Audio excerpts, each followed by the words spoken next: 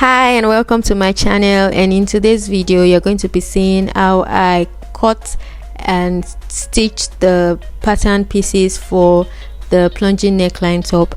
And if you would like to see how I drafted this pattern, please refer to the previous video, which I'm going to link in the description below. I hope that you enjoy and learn from this video. Don't forget to like and subscribe, and okay, let's get on with it. So after adding all my allowances, I'm checking the mesh that I have against my skin tone. This is just leftover mesh from what I used for a client's dress, and note that a slightly darker mesh is preferable. Because I didn't really like the mesh, I'm checking it against this green one to see which I would prefer, and after checking the shade of the color with the mesh, I decided to go with this nude mesh. Okay, so when working with mesh, especially when you want to cut your yoke, it's important to check to cut along the grain that stretches the most.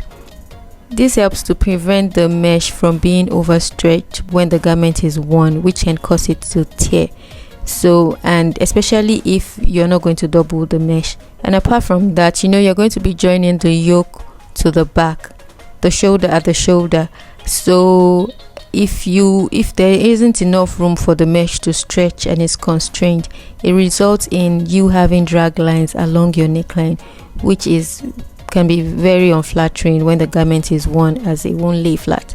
So you need to cut along the grain that is most stretchy.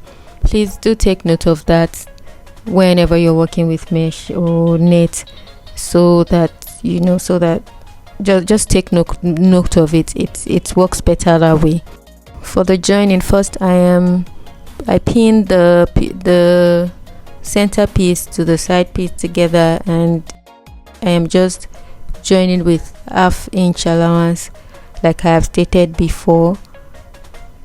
I'm just going to stitch, follow the curves, Whatever you're doing, just make sure you go carefully, especially if you're a beginner. You don't need to rush things at all. It's fine. Just make sure so that you don't have folds along your bust here. So now I am stitching the other piece together. You know that there's going to be a joining in the middle of the bustier.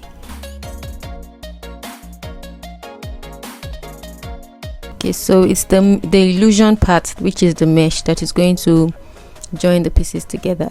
So after sewing, now I am joining also. After joining the main fabric, now I joined the lining separately, and I have brought the mesh, and now I am pinning the mesh to one side of the fabric, and I pinned the mesh in between the main fabric and the lining, because I want everything all covered up when I am done. I don't want any seam to be showing on the inside.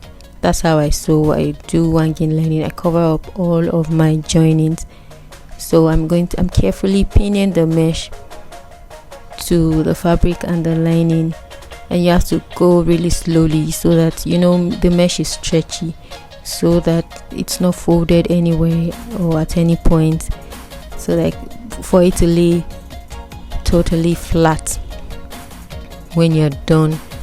So you have to pin. Even after pinning, when you're sewing, you still have to look out for it so that nothing is caught in between, whatever, which can now result to your bustier looking funny.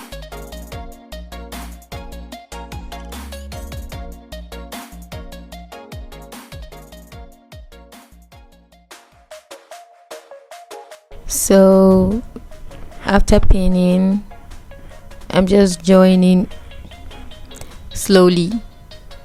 I'm checking, I'm looking, like I said earlier, you try as much as possible to look out for the mesh that you're joining to the fabric, so that it's not folding or laying properly at any point.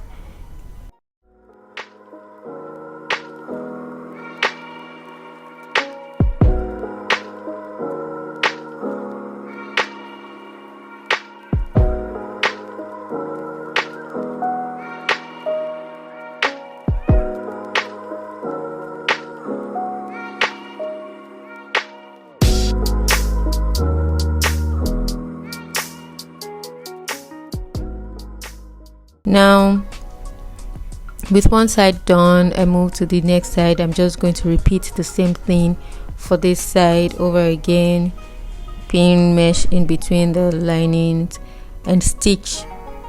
Basically it's just the same process.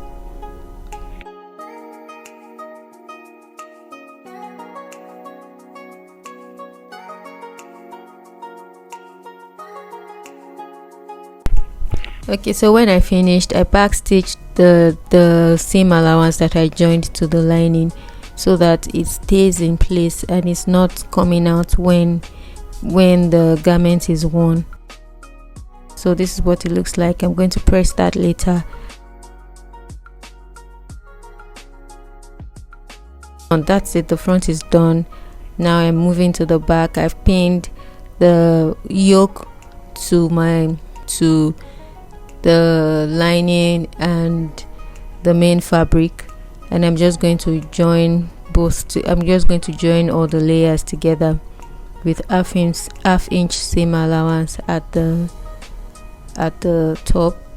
I didn't finish the edges of my yoke. It's okay not to, it's not going to frill, and it just, for me, I prefer it that way because it looks more, it blends more with the skin to the skin than when you turn it or you finish it. Like, and the point is just that you don't really have to, except when you, of course, you double it, then you have to, or the style requires you to finish it.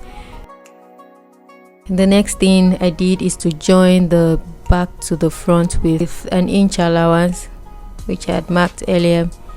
And with all the pieces joined together, you can install any preferred closure.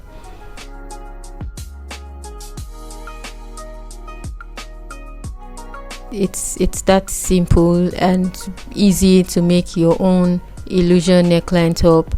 And when I finished, this is what it looked like before I added this cheap trimming that I had lying around. For your own project, you can use all those panel trimmings, stones, and look online for inspiration, and come up with your own theme. We have come to the end of this tutorial. Thank you so much for your time. Don't forget to like and subscribe. Thanks again for 200 views. Thank you guys, I'm really happy. And all right, I'll see you in the next tutorial.